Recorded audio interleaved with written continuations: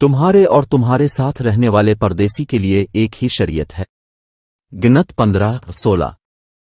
رب کی شریعت کامل ہے، اس سے جان میں جان آ جاتی ہے۔ رب کے احکام قابل اعتماد ہیں، ان سے سادہ لو دانش مند ہو جاتا ہے۔ زبور 19:7۔ میری آنکھوں کو کھول تاکہ تیری شریعت کے عجائب دیکھوں۔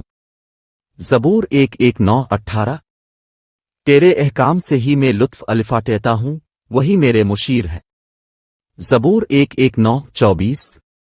جو شریعت تیرے منہ سے صادر ہوئی ہے وہ مجھے سونے چاندی کے ہزاروں سنکوں سے زیادہ پسند ہے۔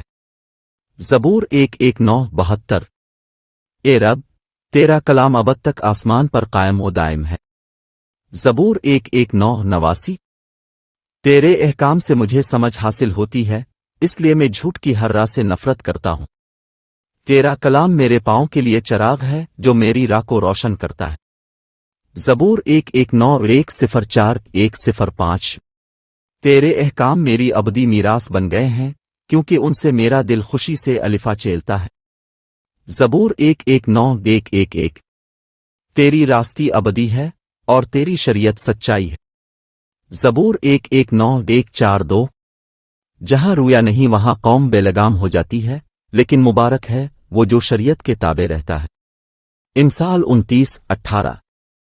رب نے اپنی راستی کی خاطر اپنی شریعت کی عظمت اور جلال کو بڑھایا ہے، کیونکہ یہ اس کی مرضی تھی۔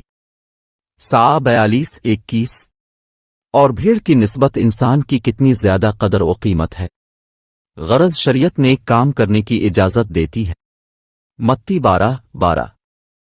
ابن آدم اپنے فرشتوں کو بھیج دے گا اور وہ اس کی بادشاہی سے برگشت کا ہر سبب اور شریعت کی خلاف ورزی کرنے والے ہر شخص کو نکالتے جائیں گے۔ وہ انہیں بھڑکتی بھٹی میں پھینک دیں گے جہاں لوگ روتے اور دانت پیستے رہیں گے۔ متی 13:41-42۔ رب فرماتا ہے کہ جو نیا عہد میں ان دنوں کے بعد ان سے باندھوں گا اس کے تحت میں اپنی شریعت ان کے دلوں میں ڈال کر ان کے ذہنوں پر کندہ کروں گا۔ برونیوں 10:16۔ اس کی نسبت وہ مبارک ہے جو آزاد کرنے والی کامل شریعت میں غور سے نظر ڈال کر اس میں قائم رہتا ہے اور اسے سننے کے بعد نہیں بھولتا بلکہ اس پر عمل کرتا ہے۔ یعقوب 1:25۔ اس کے بعد میں نے دیکھا کہ رب کے گھر یعنی آسمان پر کے شریعت کے خیمے کو کھول دیا گیا، خیمے کو یعنی ملاقات کے خیمے کو۔ مکاشفہ 15:5۔